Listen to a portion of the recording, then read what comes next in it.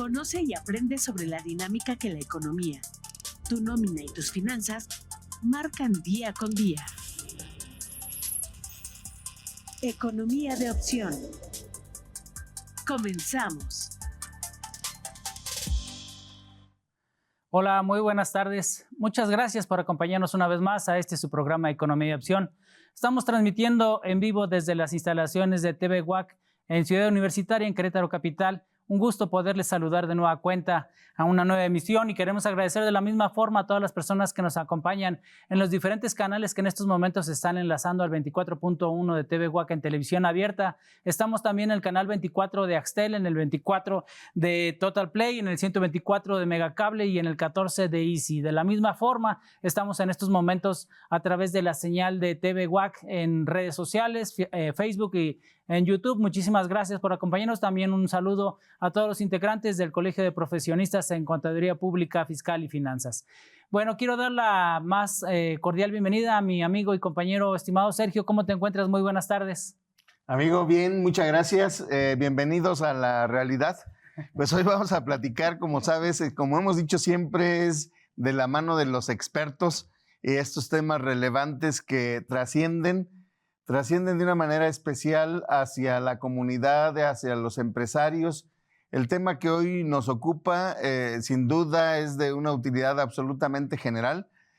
Claro, con sus puntos específicos, y habrá quienes tomen la opción o quienes no en algún momento, sobre todo por las características. Y bueno, pues adelante con este tema, amigo. Muchas gracias. Con los expertos. ¿Verdad? Muchísimas gracias, Sergio. Bueno, precisamente el día de hoy tenemos un tema interesante. Vamos a platicar acerca de los diferentes tipos de sociedades que existen para poder consolidar y conformar un nuevo negocio o una empresa. Y para ello tenemos como invitado a una persona que nos da mucho gusto que nos ofrezca su tiempo y que nos visite una vez más aquí. Está su casa. Él es el licenciado Eric Espinosa Rivera, es el titular de la notaría número 10 de aquí del estado de Querétaro, a quien le damos la más de las cordiales bienvenidas. Estimado Eric, ¿cómo te encuentras? Muy buenas tardes. Adiós, gracias, bastante bien. Muchas gracias y de verdad gracias por haberme invitado en esta ocasión. Ahora no será testamentos. Así hoy es. no son testamentos. Hoy no hablamos de testamentos. Hoy no. No, realmente, como dijo Sergio, normalmente tenemos la oportunidad de hablar en este espacio acerca de los negocios, pero una de las preguntas que siempre nos hacen es, bueno, ¿y cómo me conviene o cómo me recomiendas poder constituir una empresa, ¿no? Entendemos que existen diferentes oportunidades en la forma de la constitución de estas entidades y que incluso hay una que se puede consolidar o que se puede conformar de manera pues no tan antigua, muy reciente, el tema de las famosas SAS, y que dices, bueno, también es importante o también puede servir de oportunidad para poder generar un nuevo negocio. Bueno, pues precisamente el día de hoy tenemos este gran invitado que pues se la sabe de todas y nos va a platicar cuáles son las características, cuáles son las sugerencias en la oportunidad de poder hacer estas constituciones, qué tendrías que considerar, qué tendrías que estar viendo, qué requisitos tienes que cubrir, porque pues también tienen una serie de requisitos diferentes y en ese mismo alcance, pues cómo tratar de encuadrar lo que es el tema del objeto social ya para el final de nuestro programa, ¿no? Estimado Eric, ¿Cómo nos recomiendas que empecemos a establecer esta ruta del camino para esta charla del día de hoy? Mira, yo te diría, ahora sí que con toda intención, lo que al principio señalabas tú es una empresa. Y una empresa, pues bueno, se va a oír medio chusco lo que diga, pero una empresa es hasta una familia. No genera utilidades, pero bueno, esa es una empresa también, ¿no? Exacto, sí, hasta ahí llegamos. Y esa cómo se constituye, pues ya creo que tenemos todos este conocimiento en lo mismo. Pero a ver, una empresa puede ser de distintos tipos. Y entonces aquí lo interesante es que nosotros ubiquemos en cuál tipo debo encajar, porque la gente es muy de decir, quiero crear una sociedad anónima. Quiero crear una sociedad. A ver, ¿y cómo sabes que eso es lo que tú necesitas? Entonces, mi primera pregunta empieza con mis clientes es, ¿a qué te quieres dedicar? Y entonces dímelo así, con palabras vulgares y silvestres, ¿a qué te quieres dedicar? Digo, si yo te pregunto a ti, Mauricio, ¿a qué te dedicas? Me vas a decir, pues contador. Está padrísimo. Entonces, pero contador abarca muchas cosas.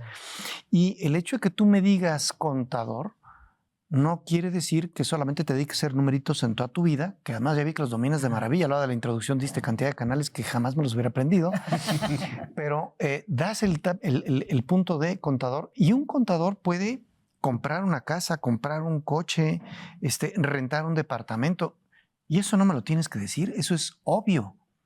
Pero ¿a qué te dedicas? Entonces, lo primero que tienes que voltear con tu cliente es ¿a qué quieres dedicarte? Cuando ellos te contestan, entonces tienes que meterlos en esta como clasificación que existe en materia legal de cómo ubicar a las personas morales. Hay personas morales que tienen fines que no son ni económicos ni lucrativos.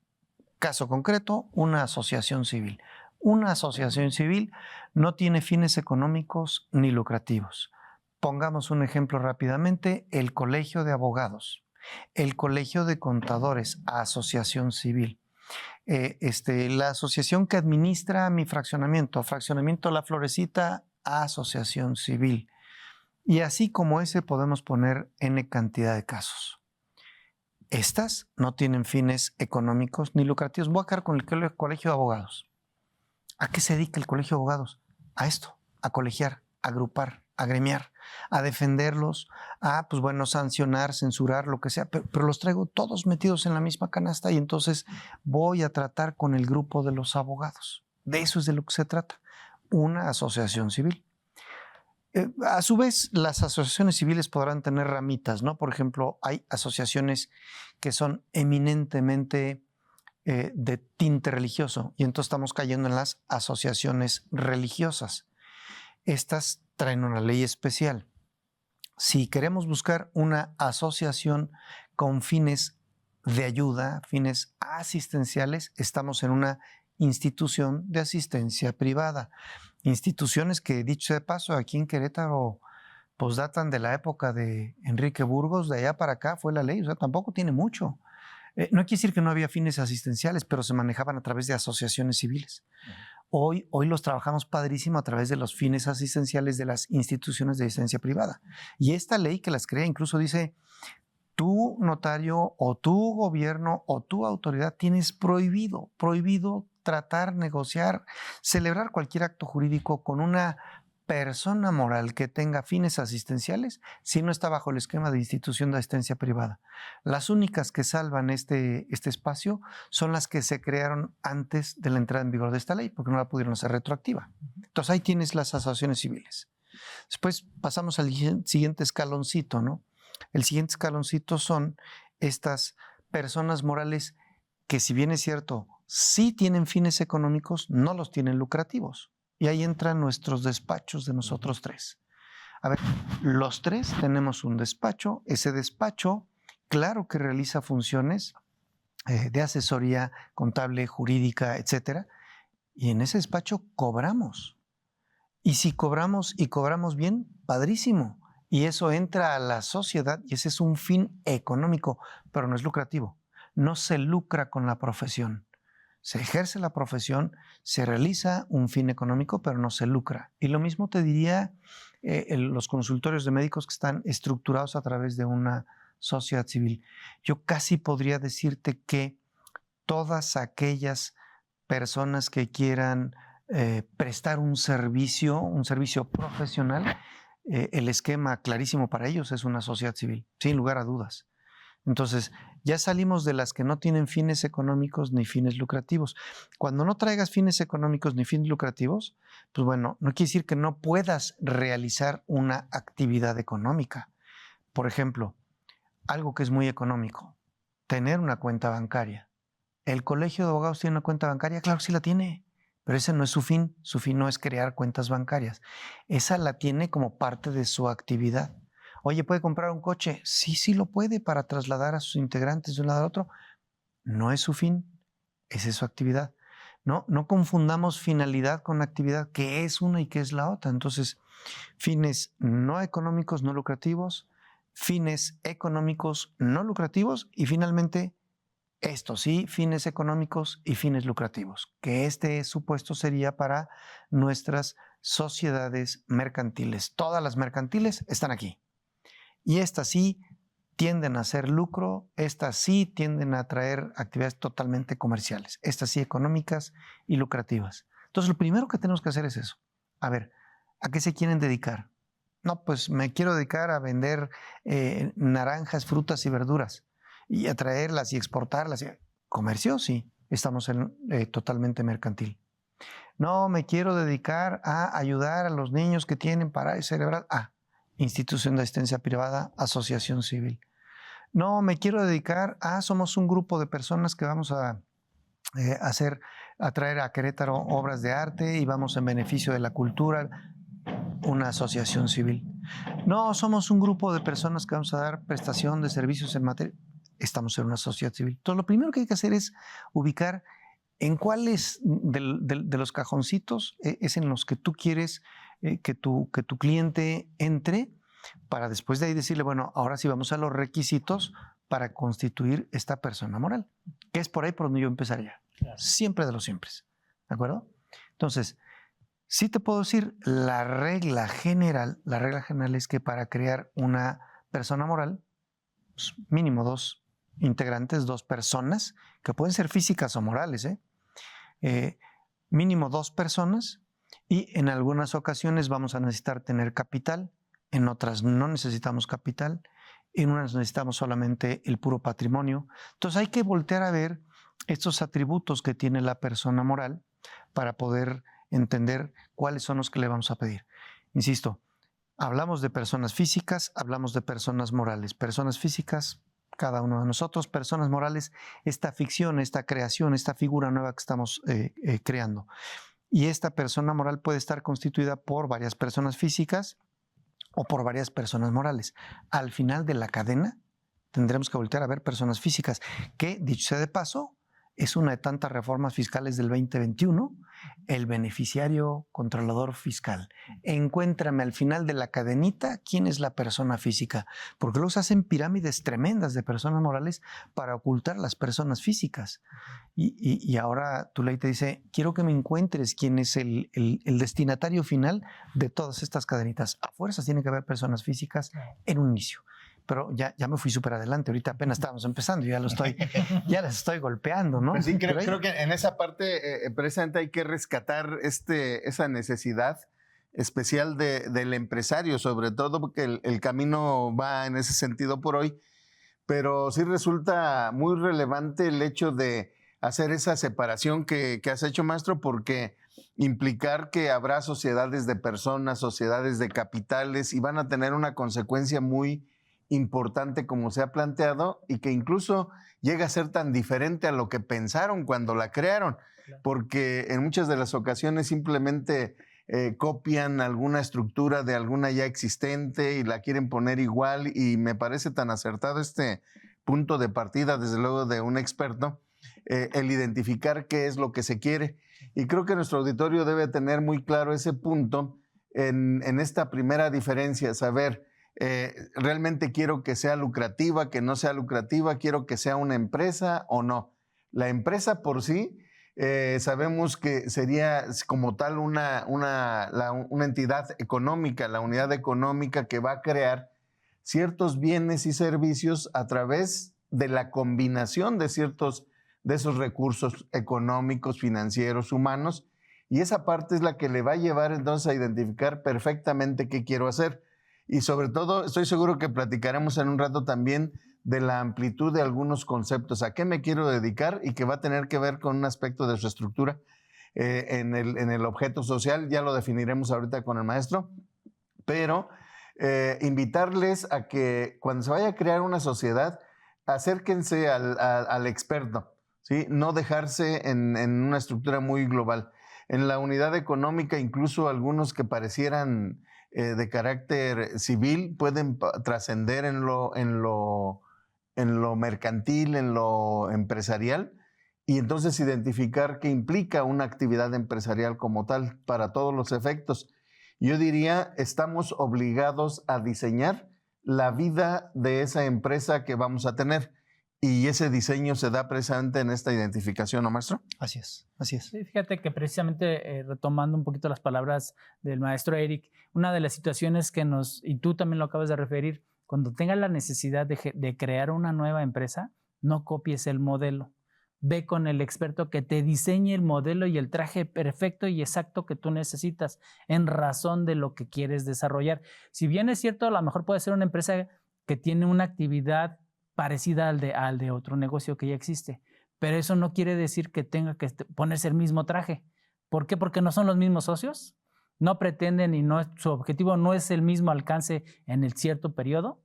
Y llegando a esa misma situación de los objetivos es en donde entra pues la nueva obligación por parte de la autoridad tributaria. A final de cuentas podremos generar un montón de empresas, pero sabemos que lo que las empresas van a hacer son los mecanismos y los instrumentos para poder generar esos negocios. Pero ¿quién va a vivir del producto de esos negocios? Como decía el maestro, una persona física. Y entonces es en donde me dice la autoridad, pues tú ármame las que quieras. Yo quiero saber al final del día quién es esa persona con nombre y apellido que queda al final de cuenta en su cuenta bancaria el beneficio de este negocio. ¿No es así, maestro? Así es, así es. Y fíjate que tomando lo que tú hablabas al principio de las SAS, que son las sociedades anónimas simplificadas, yo las pongo con Z porque es así como SAS, fue un golpazo, lo que se sí. A ver, estamos buscando que te asesores. ¿Qué te puede asesorar una computadora que dice pícale acá, pícale aquí, claro, pícale? Trun, ahí tienes ya tu sociedad. No, a ver, yo como les digo vulgarmente, no es enchilame otra. Pues, no, así no son. Y no es perdón que interrumpa, maestro, pero no es por fácil que parezca, que yo creo que a veces ese se convierte en un error tan importante de pronto decir, ya no necesitas esto, entonces ahora hazlo tú solito, ¿no? Así es. Cuando se requiere toda esa... Perdone por la interrupción, pero creo que es un error grave con esa asesoría, entre comillas, que se da a través de un video, a través de programas, ¿no? A ver, es que, pues bueno, tristemente ya nos metemos hoy al TikTok o al YouTube y tú crees que ya con un videito ya dominas. No, así no son las cosas. Digo, no en balde estamos estudiando una profesión y estamos en el ejercicio de la misma. Esto de las sociedades por acciones simplificadas, que fue un experimento que salió en el sexenio de Peña Nieto. Y esto fue con ganas de darle a los pequeños emprendedores que no tenían recurso un elemento para decir, a ver, ¿quieres una empresa? Pues la puedes hacer tú sin gastarle, ¿no? Pero tiene unos limitantes brutales, que hoy si se te acerca una SAS a crear un negocio y un negocio interesante, le dices, espérate compadre, transfórmate a una sociedad anónima y entonces, ¿qué crees? La siguiente ventanilla se llama notario. Pásate, transformas y ya que estés transformada, regresas conmigo en un poquito más de formalidad, ¿no? Claro. Y es eso. Creo que al final del día estamos para dar, como notario, estamos para dar una asesoría completa al contribuyente que te acerque. No le vas a decir, oiga, ¿su sociedad es chiquita o es grandota? Para ver si le asesoro poquito o muchote. No, yo creo que no. Y aquí, otra vez, la intervención de mis contadores. A ver, justo la semana pasada tenía yo en mi despacho a una contadora y me decía, oye, a ver, cuando constituye la sociedad, yo sé que les piden un capital. ¿Qué capital les pides tú? Le dije, es que yo no soy quien para pedir capital, porque al final del día no es mi dinero, es dinero de los socios que lo van a ocupar para la creación. Entonces yo más bien me pego mucho a lo que el contador me va a indicar. A ver, contador, ¿con cuánto dicen sus clientes que van a empezar la sociedad? No dejemos de ver que el capital, que muchos lo vieron como, wow, lo quitaron, porque la ley de sociedades mercantiles te decía que mínimo necesitabas hace muchos años 25,000 pesos, luego lo subieron a 50,000 y luego de repente lo volaron. Y entonces hoy no se necesita una cifra mínima para crear una sociedad. Otro error que por ahí cometió el legislador, pero bueno, dice, no, se necesita una cifra mínima. Y yo sí he tenido gente que me dice, licenciado, quiero una sociedad con un capital de 5,000 pesos. Pues no, pues váyase a hacer el otro lado. ¿Por qué? Porque lo que yo le voy a cobrar la va a dejar en quiebra. Pues nunca le voy a cobrar 5,000 pesos. Pues sí, entonces no, por ahí no va. Por ahí no va. Y luego además con 5,000 pesos, con el debido respeto, no pone un puesto ni de pepitas. O sea, no. Entonces, no, tenemos que hablarlo con la seriedad que se merece. A ver, ¿cuál es el inicio económico que vas a tener para comenzar a trabajar? Y ponte a pensar que a lo mejor tu actividad, la contratación de personal, la compra de materia, el pago de prestación de servicios a los profesionistas, la renta del local, línea telefónica, ya no se usa el teléfono, bueno, pues el internet, no sé. Todo esto tiene un costo. Lo tienes de inicio para arrancarte en un pequeño plazo y comenzar a recuperar, porque al principio las empresas son algo así como barril sin fondo, les avientas, y tú, oye, ¿a qué horas comienzo a recuperar? Pues espérate tantito, no es de un día para otro. Los negocios no se hacen de un día para otro. Entonces, comienzas a pensar cuánto es el mínimo de capital que debes de tener. Y entonces ahora sí ya le vamos dando un poquitito de forma. Toda persona moral se necesita que tenga una autorización expresa de la Secretaría de Economía para el uso del nombre. Bueno, casi todas estas instituciones de asistencia privada no necesitan esta autorización, cosa que para mí es un error, pero bueno, no lo necesitan. Pero entonces hay que tramitar una autorización ante la Secretaría de Economía, que antes era ante la Secretaría de Relaciones Exteriores, que se quedó por historia, pero ya hoy Economía dice, yo lo traigo, el mercado es mío. Entonces tú solicitas tu uso de nombre, que en teoría debería de durar 2 días para que te lo den. Eso dice la ley, no dura 2 días. Sí, no es ventaneada. Fíjate que cuando estaba la Secretaría de Relaciones Exteriores te los pedían, o sea, tú lo pedías y el mismo día te lo autorizaban. Cuando le pasaron la pelotita a la Secretaría de Economía te los tarda mucho, pero mucho más. El portal se le satura, se llena, etcétera.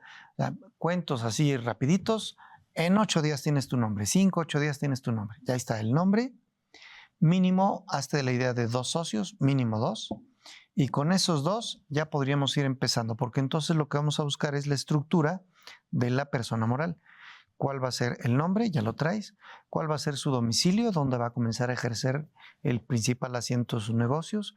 ¿Cuál va a ser su duración? Otra que antes le poníamos 50 y 99 años y a veces en que decíamos, ¿por qué 99 y no 100? Pues porque la maquinita no traía más que 2 dígitos, no le alcanzaba para el tercero, así de fácil. Entonces, hoy es una duración que puede ser indefinida, porque pues bueno, lo que se busca es la permanencia de las sociedades en el mercado. Entonces, 50, 99 o indefinida es igual lo que tú quieras, el domicilio, la duración, el objeto social, y ahí en el objeto social yo les diría, tú lo aventaste al final del programa, yo les diría de entrada, váyanlo pensando, decir, a ver, ¿cómo pongo en poquitos renglones a qué me voy a dedicar? ¿Contador? Ya sé. Licenciado en Derecho, ya sé. Yo no sé si a lo mejor me quiere especificar. Licenciado en Derecho Penal, es penalista. No, en corporativo, ok. En mercantil, también, familiar, lo que sea. Pero vamos ubicando lo que es el objeto.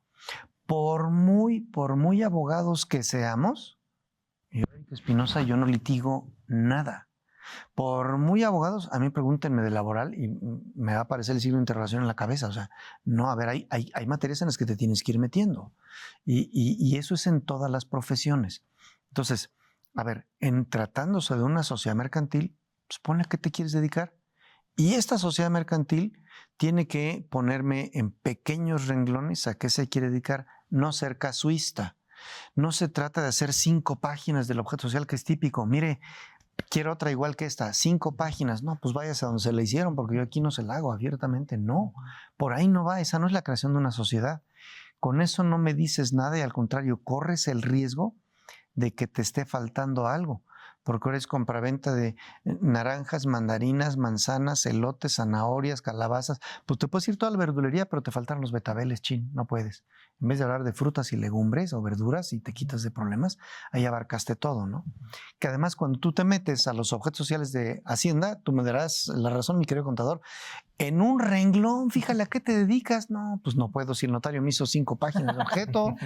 Sí. No se puede. Sí. Y luego todavía peor, te vas al registro que tiene la Secretaría del Trabajo para actividades especializadas, el conocido como REPSE. Peor todavía, te van a decir, te dedicas a todo esto, mira nomás, demuéstrame. Entonces, no, definitivamente es no. Y ahí le sigo porque me voy al Seguro Social. Mira tu riesgo después de todas estas. No, tu riesgo es tremendo. Entonces, ¿para qué te metes en una tontería? Nada más por tratar de ser una empresa todóloga. Eso no existe. Quitemos de la cabeza a las empresas todólogas.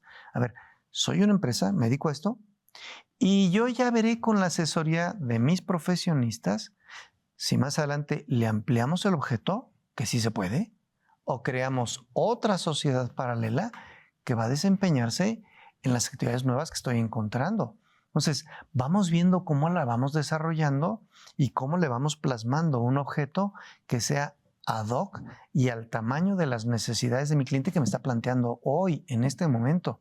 Si todos quisiéramos decir el objeto tremebundo porque voy a crecer al infinito y más allá, pues pídele a Dios crecer en ese infinito y más allá.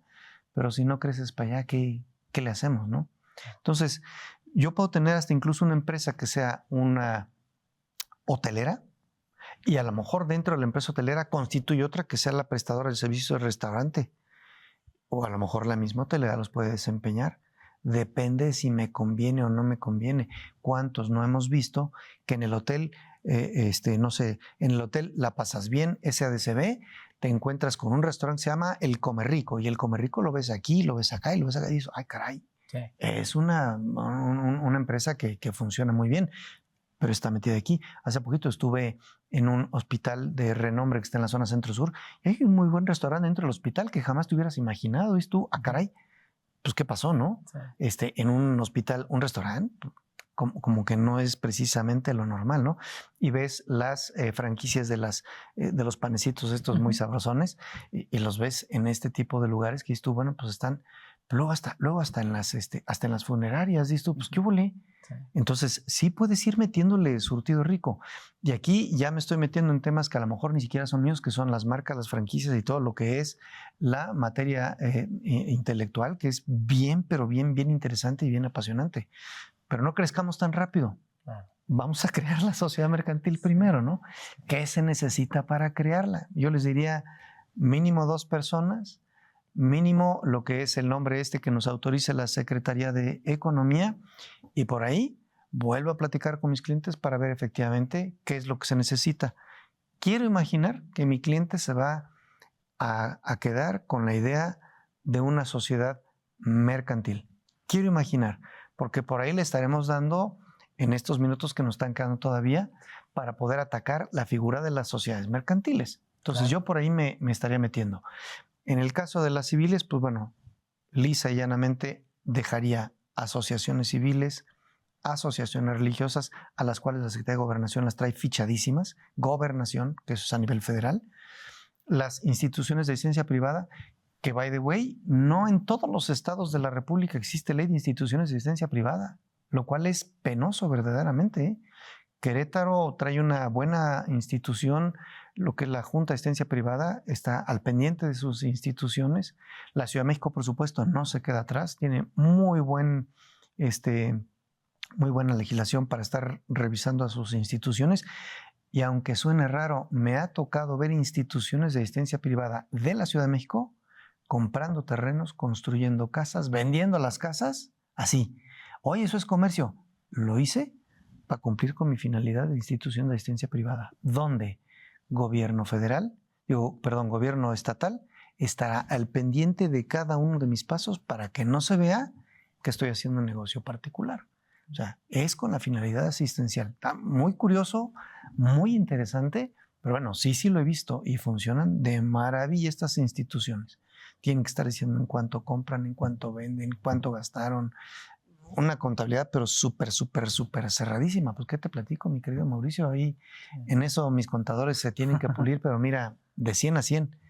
Pero, pues bueno, vamos ahora con lo que son nuestras sociedades mercantiles, que al final del día, ahí es donde tendríamos que estar cerrando nuestra intervención, ¿no? ¿Qué es lo que se necesita para crear una sociedad mercantil? Y yo te diría, ¿cuántas conocemos que nos pueden estar funcionando? Entonces, para decir, de entrada, yo te diría, mi ley de sociedades mercantiles me manejaba las tradicionales 6. Y luego metimos a la SAS, que fue la 7ª. Dentro de las 6 quitamos la cooperativa. Me quedé con la SAS y las otras sociedades, cuyos nombrecitos ahorita los sacamos a relucir, que suenan rarísimos.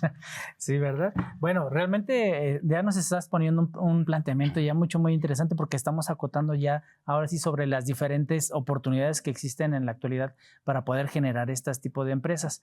Pero vamos a tener que hacer un pequeño corte, estimado maestro, y los invitamos a que nos acompañen de regreso en unos minutos para poder continuar con esta agradable charla con nuestro invitado, el licenciado Eric Espinosa. Los esperamos de regreso en un momento. En un momento regresamos. Continuamos en Economía de Opción. Muchas gracias por continuar con nosotros aquí en su programa Economía de Opción. Queremos agradecer de la misma forma a las personas que nos hacen el favor de acompañarnos. Tenemos a nuestro amigo Alejandro Jaramillo. Muchísimas gracias, Alex. Al licenciado Guillermo Ortiz Terán. Muchísimas gracias, estimado licenciado. La contadora Maritza. Mariana C.A., no sé cómo se apellida, la verdad. También tenemos al contador Manuel Ríos. Muchísimas gracias por estar con nosotros y continuar aquí en su programa Economía de Opción. Estimado Checo, tenías por aquí un planteamiento para nuestro invitado. Sí, siempre es grato poder estar platicando de estos temas y sobre todo, hace rato se hacía referencia en cuanto al objeto social en esa amplitud. Y creo que sería muy, muy prudente también observar dónde son los renglones donde normalmente se crea ese conflicto. ¿Y por qué? Porque a veces tiene que ver con el desconocimiento del usuario, con aquel con el que quien ha constituido la empresa va a tener contacto para contratarle en esas exigencias que a veces van mucho más allá de la ley y le causan problemas al empresario que luego quiere resolver en este tipo de cosas. Pero también, en otro lado, creo que la aportación del capital debe de ser un aspecto muy importante, ¿no? Sobre todo porque ya hace rato lo platicaba el maestro, cómo se queda simplemente con una referencia de X cantidad mínima, ¿sí? O a veces máximas, que tienen que ver incluso con las modificaciones de capital por exigencia de algunos otros que lo piden. Pero ese capital luego no se aparece por ningún lado. Y me parece que aquí hay una responsabilidad del empresario muy especial, que habrá que recordar que, por si no lo recordábamos, diríamos, el Código Fiscal de la Federación sí establece una necesidad de que se identifique perfectamente, porque un día va a generar alguna consecuencia en ese sentido, maestro. ¿Qué comentarios nos tendrías respecto de ello? En cuanto al capital, sí quiero insistir mucho porque esta cifra numérica, nosotros si le queremos así como una especie de definición o concepto, decimos, es una cifra numérica en la que se estima la suma de obligaciones de dar de los socios, o sea, hasta ahí van a dar. Y recordemos que a partir de 1935, que es cuando surge nuestra ley de sociedades mercantiles, es cuando comienza a tener presencia en México las sociedades de capital variable. De entrada, todas son de capital fijo, todas. Y quedamos que hacíamos la lista. Sociedad en comandita simple. ¿Qué es eso? ¿Quién sabe? Sociedad en comandita por acciones. ¿Quién sabe? Sociedad en nombre colectivo. O sea, definitivamente son puras cosas raras. La cooperativa la mandaron a otra ley. Sociedad de responsabilidad limitada. Esta sí la he visto. Sociedad anónima también la he visto. Sociedades por acciones simplificadas, espero no verlas, pero sí las he visto. Entonces, ahí están mis tipos sociales. Todas tendrían que ser de capital fijo. Y la ley dice, todas, excepto la cooperativa que tachamos y mandamos a otro lado y que por sí misma es de capital variable, todas admiten el ponerle el tipo, la variable de lo que es, o la modalidad de lo que es el capital variable. Entonces, yo traigo un capital fijo. Vámonos con la sociedad anónima, que es la más trillada y que creo que todos estamos conociendo. Y ahorita voy incluso a dar una diferencia entre la sociedad anónima y la sociedad de responsabilidad limitada, que también es muy común que no la sepamos como para poder tomar una decisión rapidísima. Yo traigo un capital y vamos a pensar que tenemos un capital de $1,000,000 y voy trabajando con mi capital de $1,000,000. Si yo quiero modificar este capital, necesito modificar el contrato, lo cual implica una asamblea, y es una asamblea que modifica el contrato, que tendrá que ser, en el caso de la SA, una extraordinaria. Si yo como sociedad anónima adopto la modalidad del capital variable, yo puedo ir fluctuando mi capital, subiendo, bajando, sin modificar el contrato. Esto no quiere decir que no haga una asamblea extraordinaria, pero ya no modifico el contrato. Ya solamente voy adecuando mi cifra a las necesidades propias del mercado. Para eso se creó. De verdad, quien tenga oportunidad, y además si no la tienen, ya se la pueden hacer. Hoy te da todo el Internet. Busquen la exposición de motivos de la Ley General de Sociedades Mercantiles. Es una belleza, belleza, belleza. Yo cada vez que la leo me enamoro porque encuentro cantidad de cosas que dices tú, mira, ahora entiendo por qué se hacen así las cosas. Y no la vemos. Y no la vemos porque, pues bueno, los que estamos aquí, perdón, cuando yo entré a la universidad, esa cosa ya existía. Yo no tengo por qué revisarla, ¿no? Sí hay que revisarla. Sí, hay que revisarla. Miren, ahí les voy. La gente luego pregunta y dice, a ver, ¿qué tipo social me recomienda el licenciado? Porque sí va a ser mercantilista. Por supuesto, la encomandita por acciones y en comandita simple y todas para afuera. Esas no se usan. Te puedo decir que el último rastro que vi de una de ellas fue de 1800 y fracción. Y la última sociedad en nombre colectivo que me tocó ver por ahí fue por estrategia fiscal de una empresa que se encontraba aquí en la zona de El Marqués, que se dedica a hacer alimento para perro y unas como dulcecitos chiquititos, ¿no? Pero bueno, esa era por estrategia, no por otra cosa, no funciona. Y justo lo tocabas tú precisamente, licenciado, en el sentido de que decías, es que hay sociedades de personas, sociedades de capital. Primera clasificación. Si yo hablo de sociedades de personas, son aquellas sociedades en las que yo expongo todo mi patrimonio. Y eso no queremos. Entonces me voy a las otras, que son las sociedades de capital, donde yo digo, yo arriesgo una cantidad de dinero, si funciona bien y si no, pues hasta ahí llegó. Entonces, si las sociedades mercantiles están para delegar responsabilidades, pues por eso constituyo sociedades de capitales y no sociedades de personas. Dentro de las sociedades de personas estaban estas que son las en nombre colectivo, en comandita simple, en comanditas por acciones. Por eso dejaron de usarse, así de fácil. Me voy a quedar con las dos principales, que es la anónima y la de responsabilidad limitada, porque dijimos que la cooperativa está en otra ley y que lo que es las sociedades por acciones simplificadas son una creación así medio extraña de nuestra ley de sociedades mercantiles por darle salida a los pequeños emprendedores. Yo quisiera comparar rápido las dos sociedades, te diría puntos rapiditos para que no tengas por qué ni siquiera darle una clase a tu cliente, decir, a ver, la sociedad anónima y la sociedad de responsabilidad limitada fiscalmente hacen lo mismo, legalmente hacen lo mismo, pero en la SA tienes dos tipos de asambleas, ordinarias y extraordinarias. En la SDRL, un solo tipo. Quítate al legal de encima. No te lo vas a quitar, pero bueno, como que lo disminuyes un poquito. En la SA, tú necesitas forzosamente un comisario que va a revisar los actos de la administración, sube, baja, quita, pon. En la SDRL no lo necesitas. Si quieres lo pones y si no, no. Quítate al contable de encima. Tampoco te lo vas a quitar. Pero bueno, no se necesita esta figura de relleno. En la SA, tú a fuerzas tienes que emitir una cosa que se llaman títulos accionarios, que yo para todos los que nos están siguiendo en televisión, radio, lo que sea, les preguntaría, ¿han visto sus títulos accionarios? No, ¿qué es eso? De entrada ya están mal, punto. Entonces, necesitas títulos accionarios. En la SDRL no se necesita porque se maneja bajo partes sociales. Aquí no hay papelitos, no hay títulos.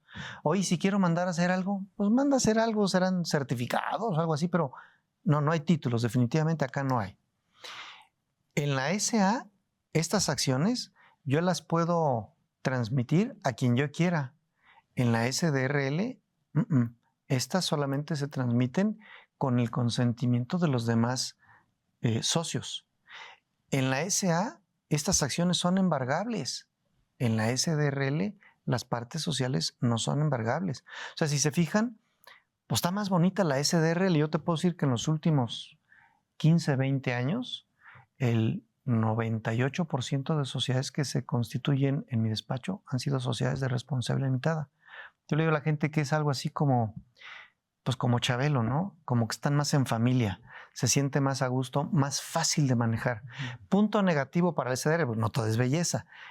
La SA te admite el número de socios, los que tú quieras.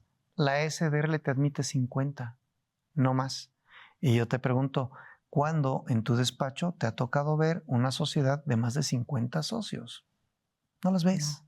No las ves. Tradicionalmente la constituye papá oso, mamá osa y los tres ositos, o luego papá oso y mamá osa, o luego papá oso y alguien más. Pero bueno, pero no hay más socios. Entonces, ya ver de por sí una sociedad donde haya 10, 15 socios, a lo mejor has visto a asociaciones civiles. El Colegio de Abogados, pues sí tiene un chorro.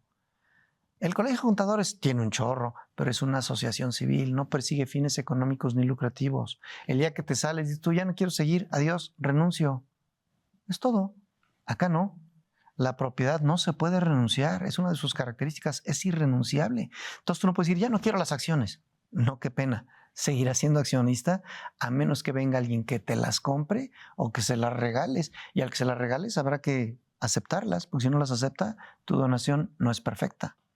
Entonces, pues ya con esto nos vamos dando una idea de, bueno, ¿qué necesito para crear una o para crear la otra?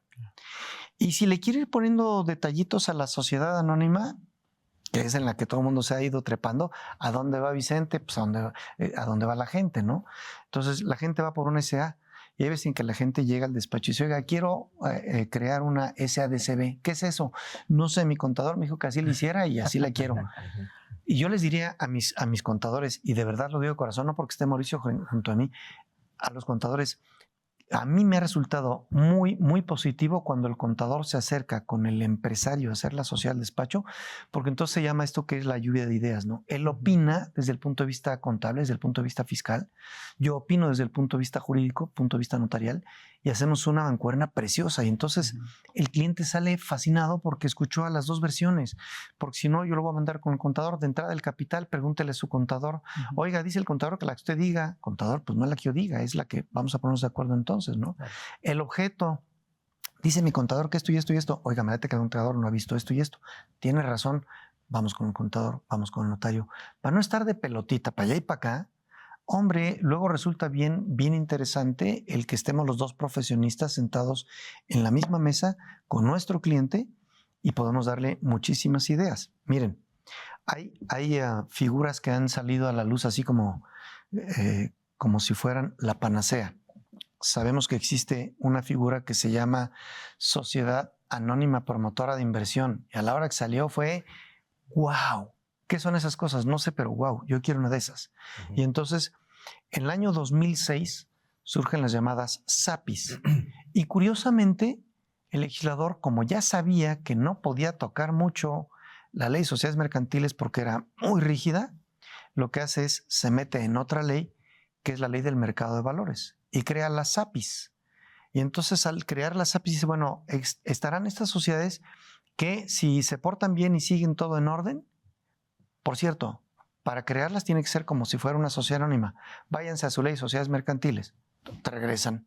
Pero si se portan bien, pueden subir al siguiente renglón. Si no, ahí te puedes quedar eternamente. ¿Qué se hizo? Le quitamos el cinturón de fuerza que tiene la sociedad anónima, las metimos a la ley de mercado de valores, que es un poquitito más flexible. Ahorita les voy a decir por qué. Pero al dar la flexibilidad, le dice, oye, y si quieres puedes subirte al siguiente escaloncito. El siguiente escaloncito son las sociedades anónimas promotoras de inversión bursátil, SAPIB. Entonces, si subes a ahí sí ya no tienes forma de echarte para atrás y a los 3 años, a fuerzas, tienes que brincar al escenario y al estrellato de las sociedades anónimas bursátiles, que si han visto su recibo de Teléfonos de México, Teléfonos de México es una sociedad anónima bursátil y que de la noche a la mañana, que era SDCB, trepó a SAP, Sociedad Anónima Bursátil. ¿Puedes saberlos de ella? Sí. ¿Qué fue lo que sucedió? Pues bueno, la presión de Banco Mundial, que pues bueno, más que Banco Mundial era Estados Unidos y Canadá, para no darle vueltas, y principalmente Estados Unidos, era mucha la presión de tus sociedades mercantiles están bien amarradas, no pueden hacer muchas cosas que nosotros sí hacemos. Y entonces generan distintos tipos accionarios a través de lo que son las llamadas SAPIs. Pero el chistecito del 2006 duró bien poquitito. En el año 2014, todo lo que hace una SAPI lo hace la SA. Exactamente lo mismo. Hay una mínima diferencia, pero nada que me quite el sueño. Entonces ahora, todo lo que hacían las SAPIs lo hacen las SAs. ¿Qué diferencia entre una y otra? Nada. Tal vez te diría monetaria, pero no hay una diferencia. Entonces ya dejaron de ser lo atractivo las SAPIs. Pero primero fue el experimento del 2006 hasta el 2014. No pasó nada, entonces ahora sí modifican la ley de sociedades mercantiles. Y se modifican la ley de sociedades mercantiles. Y generaron cosas que, pues bueno, nunca hubiéramos imaginado, ¿no? Por ejemplo, existía antes en las sociedades anónimas, y existe esto que es un derecho especial, un derecho preferente, las acciones de voto limitado o preferentes. Si tú no votas, si tú te quedas calladito en este tipo de asambleas, te damos un plus económico. Ah, pues me quedo callado. A mí qué me importa, me interesa invertirle y nada más. Pero en el caso de las llamadas SAPIs se genera una nueva acción que después se incorpora en sociedades mercantiles. Puedes generar acciones sin derecho a voto y sin ningún beneficio. ¿Cómo? Sí, sin ningún beneficio. O sea que entonces ya le puedo quitar este incentivo económico. Sí, se lo puedes quitar. Y entonces ahora ya se crean estas acciones que están en los dos tipos sociales, en la SA y en la SAPI, donde tú puedes tener accionistas sin derecho a voto.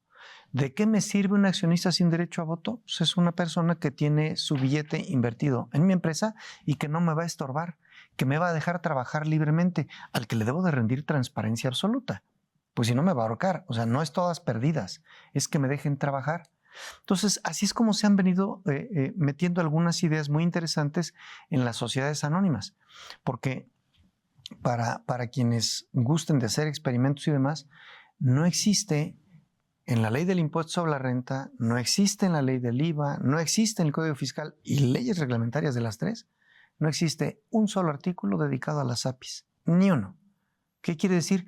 Que para el legislador son personas morales igual que la sociedad anónima. Sí. Y cuidado, porque me ha tocado ver algunas de estas APIs en las que tienen acciones para venta de vehículos, acciones para fraccionadores, acciones para restauranteros, acciones para. Pero, perdón, el patrimonio es único, ¿eh? El patrimonio no se divide.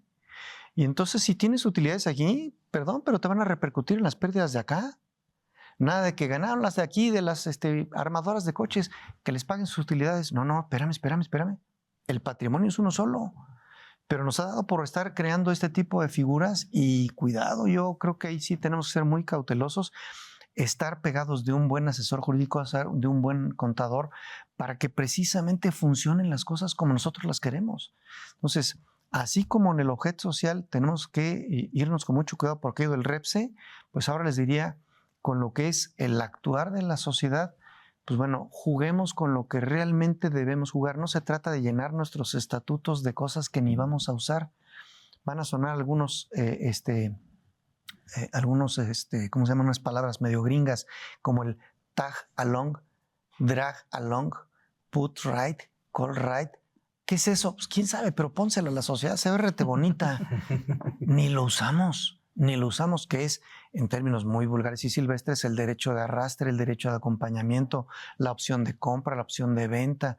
Son derechos que se crearon acá para las APIs, los bajaron a las SAs, pero perdón, en las sociedades de hoy por hoy, en las familiares, en la SDRL que estamos trabajando, en la SA que tenemos hoy de todos los días, no se usan.